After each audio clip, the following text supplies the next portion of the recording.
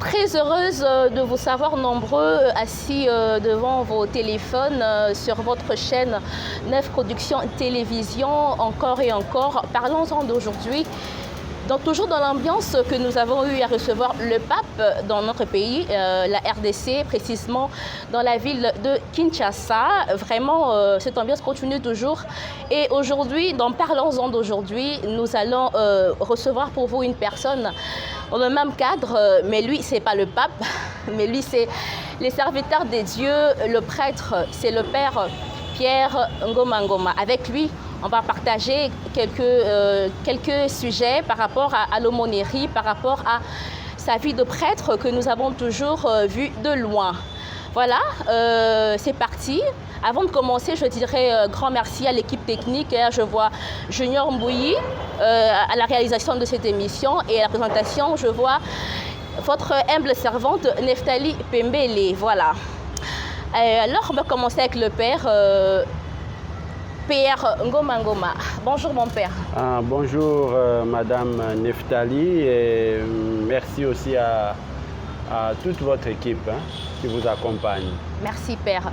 Et la santé, ça va? Oui, ça va bien. Nous venons de célébrer l'Eucharistie de ce matin en compagnie de personnel qui travaille ici à l'hôpital Saint-Joseph. Oui. Aussi avec quelques malades et quelques gardes malades. Oui. Alors, je vous ai présenté comme un serviteur des dieux, un prêtre catholique, le père Pierre Ngoma Ngoma. Je voudrais à ce que vous puissiez vous-même aussi vous présenter vous-même, étaler un peu tout ce que vous avez comme savoir, tout ce que vous avez dans votre vue de prêtre ici, comme aussi dans cette aumônerie, tout ce que vous avez comme responsabilité. Oui, merci pour cette question. Je suis, comme Madame Neftali venait de me présenter, je suis le père Pierre Ngoma Ngoma, prêtre de la congrégation, de la mission, des prêtres que nous appelons aussi de père lazariste. J'ai été ordonné prêtre ici à Kinshasa. Je suis prêtre par l'imposition de main du nonce apostolique. J'ai eu cette grâce-là d'être ordonné par le nonce apostolique Adolfo Tito Ilana. C'était le 26 octobre 2014. Et ici à Saint-Joseph, j'ai été nommé par son éminence, le cardinal Fridolin Ambongo, il y a de cela 2 ans. 2 ans à la tête de cette aumônerie de l'hôpital Saint-Joseph ici à Limete. Et notre chapelle, une très belle chapelle bien décorée, s'appelle Marie-Rose Mystique. Je suis aussi dans notre congrégation membre du conseil provincial avec notre provincial, le révérend père Justin Emene. Voilà, nous sommes à la tête de la province, une très grande province qui comporte la République démocratique du Congo et la Belgique. Mais je suis aussi un bon citoyen de mon pays car je fais des études de droit et aujourd'hui je suis avocat au barreau de l'Équateur. Il y a de cela 1 année. Merci. Je répondrai au fur et à mesure que vous poserez des questions. Voilà, merci. Donc c'était là la présentation de notre très cher père Pierre Ngoma Ngoma. Voilà, on va poursuivre. Voilà, Père Pierre, expliquez-nous un peu comment la vie de prêtre a commencé, votre appel a commencé. Comment vous avez su que vraiment c'était l'appel pour aller servir les seigneurs? Voilà, tout avait commencé en famille. J'étais encore trop petit auprès de mes parents. À chaque fois que je partais à l'église pour prier, à chaque fois que je voyais les autres enfants en prière, et à chaque fois que j'écoutais les homélies, des enseignements, je contemplais la beauté de l'église et je voyais la vie de prêtres, de religieux, des religieuses. En tout cas, je sentais quelque chose m'interpeller, comme si c'était un appel vibrant, un appel très attirant. Et c'était à Saint-Guiavira, parce que je suis né là-bas. Donc, quinois de naissance, à Saint-Guiavira, à Mbinza, Ozone. Oui, le quartier, le contrée qu'on appelle Kamunganga. Voilà. Et cela, à la paroisse Saint-Guiavira, j'ai eu petit à petit à mûrir ces désirs de consacrer ma vie au service du Seigneur. Et de là aussi, j'ai fait mes études secondaires et primaires. Voilà, donc j'ai eu à passer tout mon temps, la petite jeunesse, de l'autre côté. C'était vraiment bien. Et il y a eu des groupes qui m'ont aidé, des groupes de formation. À l'Église catholique, nous avons des groupes de formation, le groupe K, le groupe Focolari, et les groupes de vocation. Voilà, il y a aussi des chorales, Parole du Seigneur. Voilà, ce sont des chorales et des groupes qui m'ont aidé à mûrir l'appel de Dieu, accompagné par des aînés. Voilà. Et les petits séminaires aussi, je partais de temps en temps aux récollections, au petit séminaire Saint-Jean-Marie Vianney. Ça se trouve ici à côté du stade Tata Raphaël. Et petit à petit, j'ai eu à découvrir une très belle congrégation qui m'avait vraiment séduit. C'était la congrégation de prêtres lazaristes à Kimwenza. Et j'ai présenté mon test, j'ai été admis. Et j'avais commencé ma formation à la propédétique de missionnaire lazariste à la mission catholique d'Itipo. Itipo se trouve dans l'archidiocèse de Mbandaka Bikoro. C'était en 2003 que j'avais quitté mes parents pour entrer au séminaire. En 2003. En 2003, vous avez commencé votre parcours en tant que prêtre. Voilà. Donc ça s'est passé en 2003 déjà où C'était à Itipo. J'ai eu à passer 2 années là-bas pour la propédétique et le séminaire interne que nous appelons communément noviciat. Et après, qu'est-ce qui a suivi?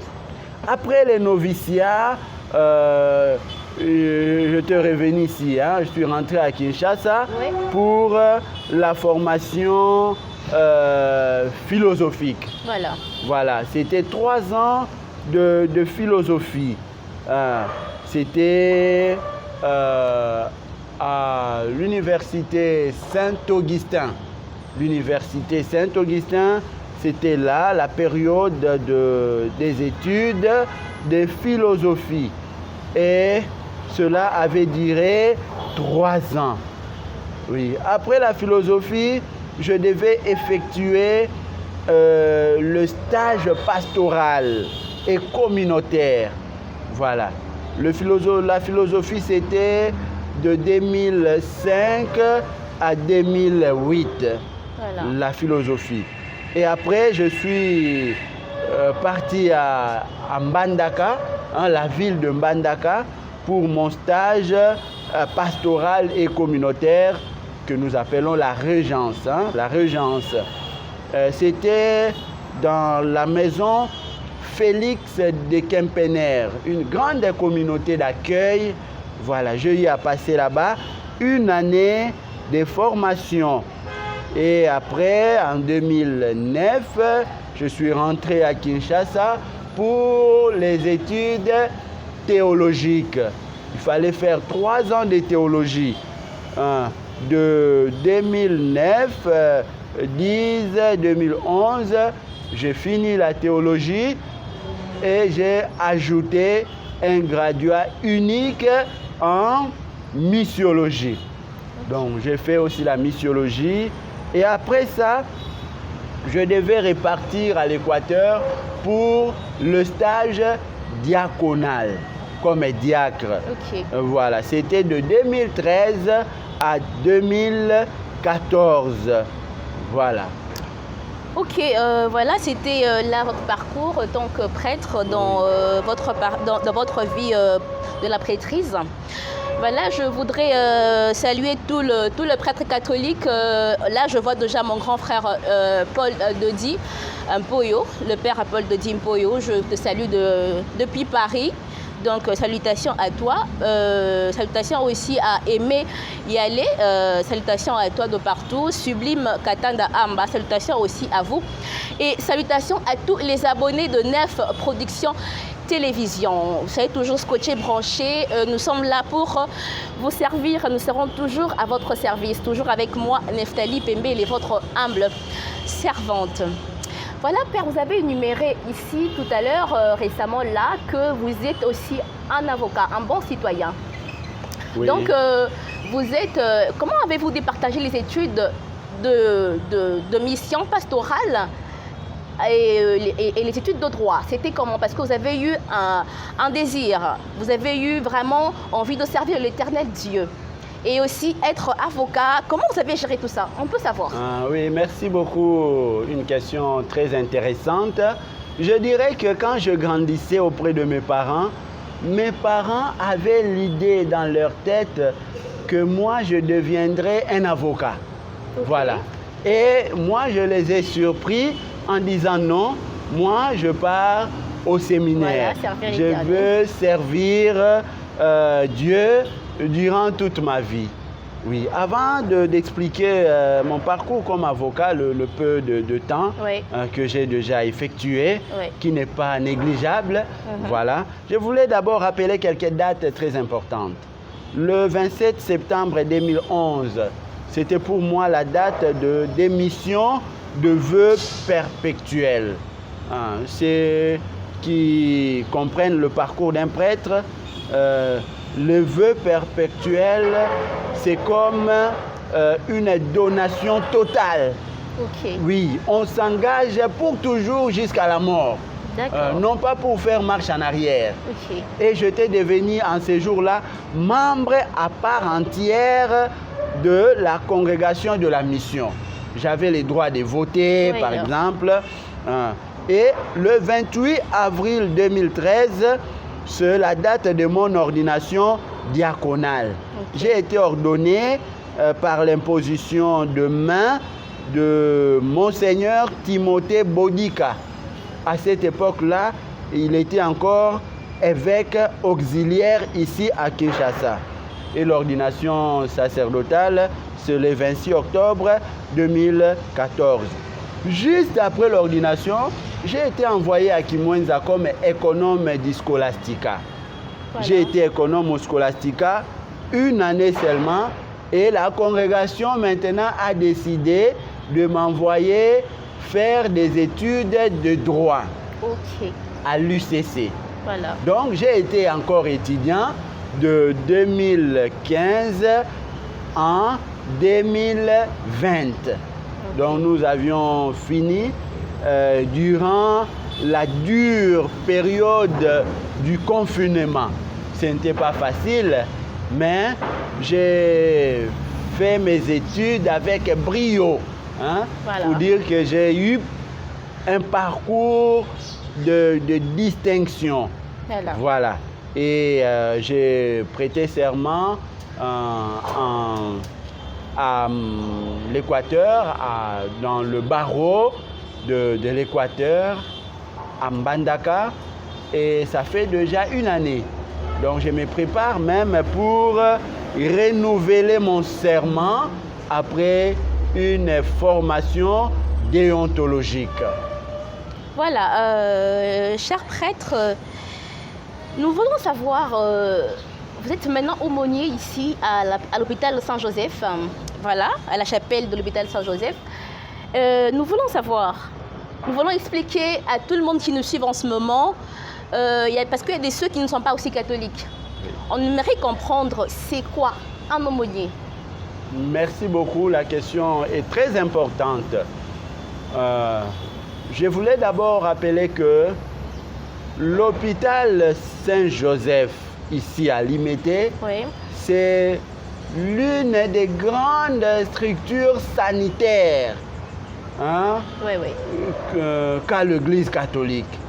Donc ici, nous soignons de malades, de patients venant de tous les 4 coins du pays, Voilà. voire même de l'étranger. Voilà. Voilà. Des personnes très importantes passent par ici. Et beaucoup aussi sont nés ici. Okay. Voilà.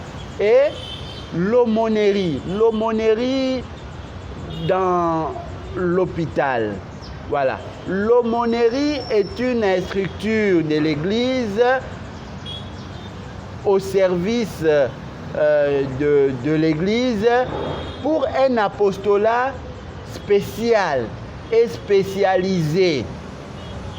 On parle de l'aumônerie quand on a une catégorie de personnes bien déterminées. Par exemple, si vous allez dans les camps militaires, il y a des aumôneries. Parce qu'on ne peut pas mettre les militaires avec tout le monde ensemble. Vous voyez? Donc, une catégorie de personnes spéciales et spécialisées. Par exemple, si vous allez aussi dans des coins où on trouve une catégorie de gens qui parlent une langue particulière. Par exemple, ici à Kinshasa, nous avons l'aumônerie pour les anglophones. Oui. Ça existe. Alors pour les malades, le malade est ici. Sa mobilité est réduite. Le malade ne peut pas se déplacer comme il veut. Il prend les soins suivant des heures bien déterminées. Alors l'Église a bien voulu que cette catégorie de chrétiens ne souffre pas de manque de soins spirituels. Okay. Car l'Église est là non pas seulement pour soigner le spirituel, mais aussi l'Église s'occupe de tout homme et de tout l'homme, c'est-à-dire l'homme dans ses multiples dimensions de la vie. Okay. Voilà, c'est pourquoi l'Église catholique a des écoles, l'Église a des hôpitaux, l'Église a des centres de formation. Okay. Voilà, l'Église s'occupe de la diversité sociale de l'homme. Et ici, un aumônier est le premier responsable du service spirituel rendu aux malades, comme dans mon cas, dans l'hôpital, dans un hôpital. Voilà. Et nous allons poursuivre tout en voulant encore demander, étant aumônier, vous avez des charges, des obligations et des devoirs à remplir. Nous voulons savoir quelles sont ces charges. Oui, comme un aumônier, j'ai des charges, j'ai des obligations. J'ai une mission particulière.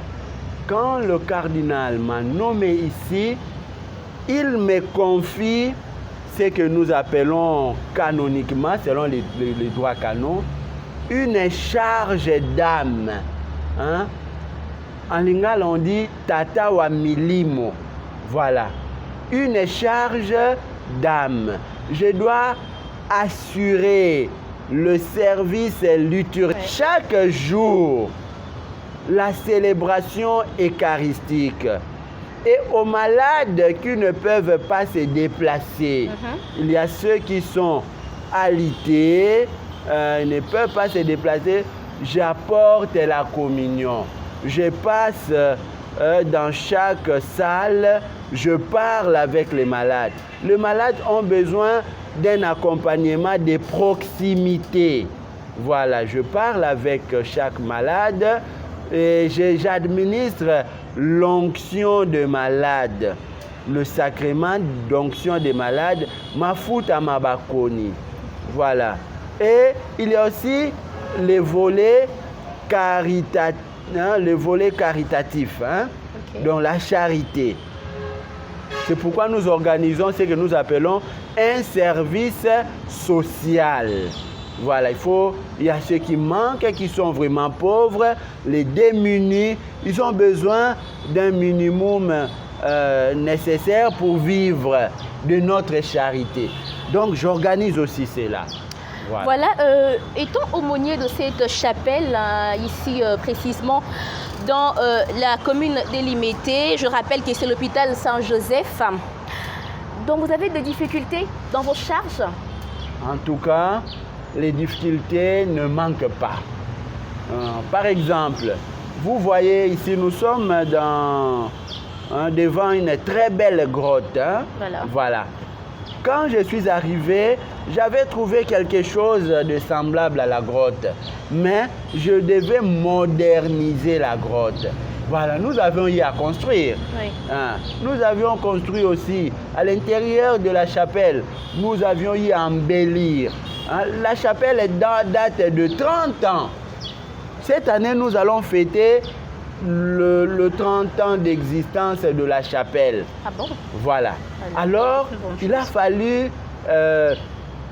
on dit, requinquer la chapelle. Hein? Voilà. Donner un peu une nouvelle couleur voilà. à la chapelle. Et voilà. Donc, ça demande des moyens. Nous avons besoin de moyens. Okay. Voilà. Il faut de l'argent pour construire. Nous avons encore beaucoup de choses à faire. Hein? Il y a encore vraiment du travail qui nous reste. Voilà, en parlant de grotte, nous sommes devant une très belle grotte, ici à l'aumônerie. Voilà. Je voudrais savoir, il y a un truc pour lequel l'Église catholique a toujours été critiquée. Là-dessus, je voudrais un peu parler de ça parce qu'on a parlé de la grotte. Là, nous avons la représentation de la Sainte Vierge Marie à la grotte. Est-ce que c'est un culte d'adoration pour la Vierge Marie? Voilà, je voulais d'abord préciser une chose avant de répondre. Je voulais dire d'abord la foi de l'Église catholique. Hein? Notre foi n'est pas fonction des critiques des uns ou des autres, positives ou négatives. Notre foi est originale. Hein? Oui, oui. Et voilà. Originale, originelle, car c'est une foi qui s'attache à la personne du Christ lui-même. Et la Vierge Marie, c'est la mère de notre Seigneur Jésus-Christ. Oui. Et c'est une mère qui accompagne des malades. Je pense que vous avez déjà entendu parler de Lourdes. Voilà. Hein? Lourdes, il y a Notre-Dame de Lourdes, Marie qui prie pour les malades. Et à Lourdes, il y a beaucoup de guérisons. Et avoir la grotte au cœur d'un hôpital, c'est vraiment le salut pour les malades. Je les vois de temps en temps venir prier ici, se prosterner, parler à Jésus. Ce n'est pas de l'idolâtrie, mais c'est d'abord la confiance. La confiance, car Marie, à Cana, avait intercédé pour ceux qui étaient là à la fête et qui manquaient de vin. Voilà, elle est capable d'obtenir pour nous aujourd'hui beaucoup de grâce, car l'ange, en saluant Marie, avait dit « Je vous salue Marie, pleine de grâce ». Elle est là pour obtenir les grâces auprès de son fils Jésus. Voilà, j'espère que notre public, nos très chers abonnés de Nef Production Télévision ont pu avoir la réponse sur ces sujets. Alors, nous allons chuter par ceci, mon père. Nous voulons savoir un peu comment s'est passée l'ambiance de l'arrivée du pape. L'ambiance de l'arrivée du pape était totale. Voilà. Oui, ici à la chapelle. J'avais bien préparé les fidèles, de personnes de bonne volonté qui viennent aider les malades et qui viennent prier aussi avec les malades.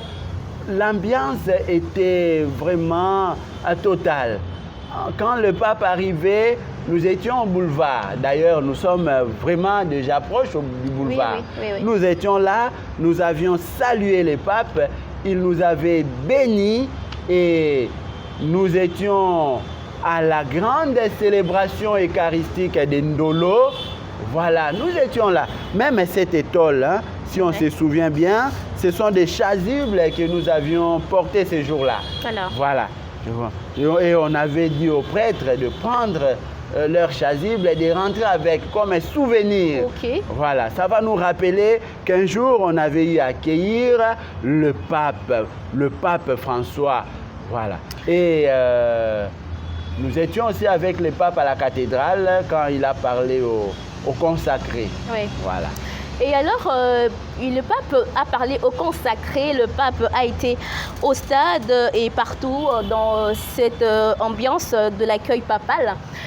Nous voulons savoir, s'il faut retenir un message clé du pape, qu'est-ce qu'on peut retenir? Le pape nous a tous invités à la paix. Je pense que pour parler comme on est là, sur ces plateaux, s'il y avait des crépitements de balles, on ne serait pas ici. Donc la paix est le nouveau nom du développement. Son prédécesseur, le pape Paul VI, avait déjà dit dans son encyclique Populorum Progressio que la paix est le nouveau nom du développement. Car tout développement passe par la paix. Et le pape nous avait invités à la réconciliation. Voilà. La réconciliation, c'est le pardon.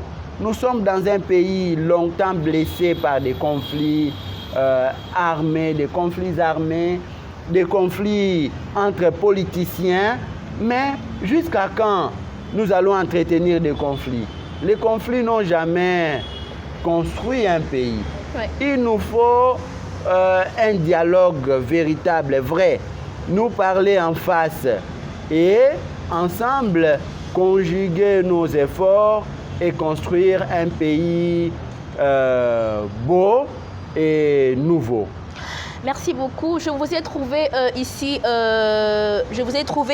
en train de célébrer l'Eucharistie, la messe du matin. Là, vraiment, je demande déjà à la régie, Junior Mbouyi, de balancer les images de la messe de ce matin.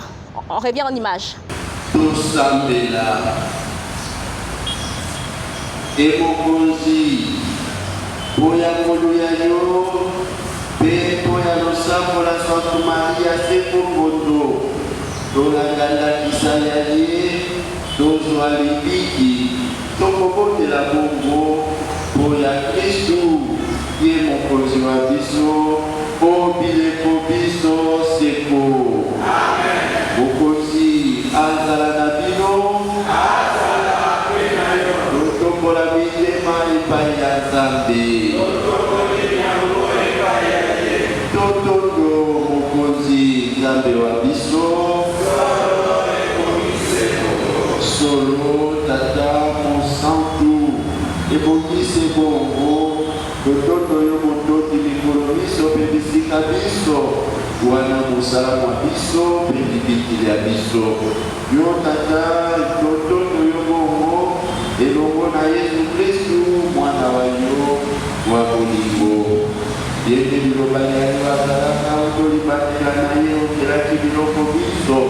otitaki ye alikisa biso na masumu mpe na liwa akomi moto na nguya elimo santu abotami na ngondo maria asali manso lokola yo moko olingaka ntango babati ye okubuti atati maboko poti azwela yo ekolo ya basantu asukisa bokasi bwa liwa mpe alakisa polele tete bato bakosekwa yango wana elongo na banzelu mpe na basantu banso tokosakola nkembo ya yo mpe tokoloba banso lisanga Yomo Santo, Yomo Santo, Yomo Santo, Yomo Santo, Yomo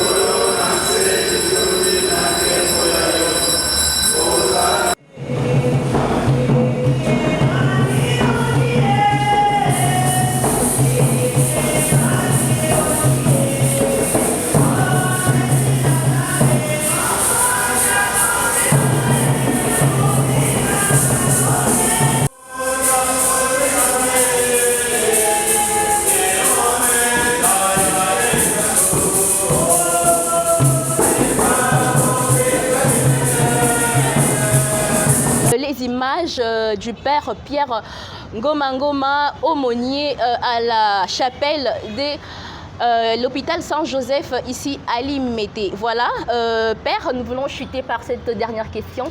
Depuis votre parcours de la vie de prêtre, depuis 2003, vous avez dit, jusqu'à aujourd'hui, nous sommes en 2023. Donc voilà, ici vous êtes déjà aumônier.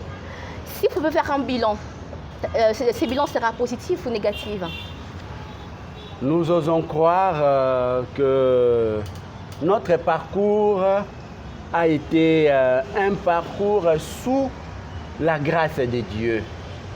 Et nous, ce n'est pas par nos propres efforts, hein, mais c'est par la mouvance de l'Esprit Saint, cet accompagnement de grâce.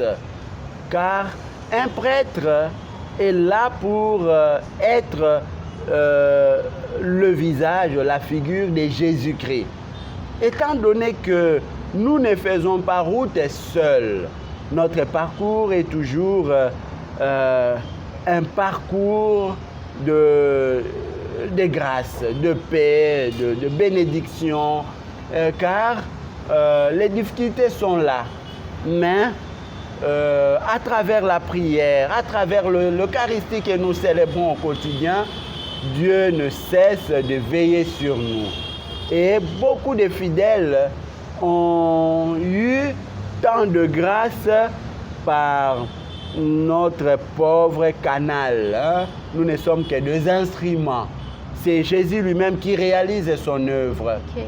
Oui. Et je demande même à Dieu de m'accorder encore plus de force, toujours m'attacher à l'essentiel, à l'idéal, de ne pas m'écarter sur le bon chemin. Voilà, car le monde passe. Mais je suis prêtre du Seigneur et je m'attache à la grâce que j'ai reçue par l'ordination sacerdotale et je suis là pour sanctifier le chrétien, travailler selon les orientations d'une église synodale. Voilà, travailler selon les orientations d'une église synodale. Voilà, c'était pour vous, dans Parlons-en d'aujourd'hui, le père Pierre Ngoma Ngoma. Il a été là pour nous partager sa vie de prêtre et toutes ses responsabilités qu'il a ici dans l'enceinte de la chapelle de l'hôpital Saint-Joseph. Grand merci à la régie. Je dirais grand merci à la régie. Là, je vois Junior Mbouyi, le réalisateur. Je vois Mike à la caméra, derrière la caméra. Je vois Neftali Pembele à la présentation. Big dédicace à Sublime Katanda. Salutations, remerciements à les papas et la maman de toutes et de tous les Mwamba. Papa Saturnin Mwamba et maman Madeleine Pemba, voilà, Sublime Katanda aussi, salutations à toi. Voilà, ingénieur Bagoza Litoba, salutations aussi à toi. Merci beaucoup. Nous vous retrouvons prochainement dans le prochain numéro de Parlons-en, toujours sur Neftali Pembele, toujours sur Neftali Production TV. Soyez scotchés, branchés. Merci, au revoir.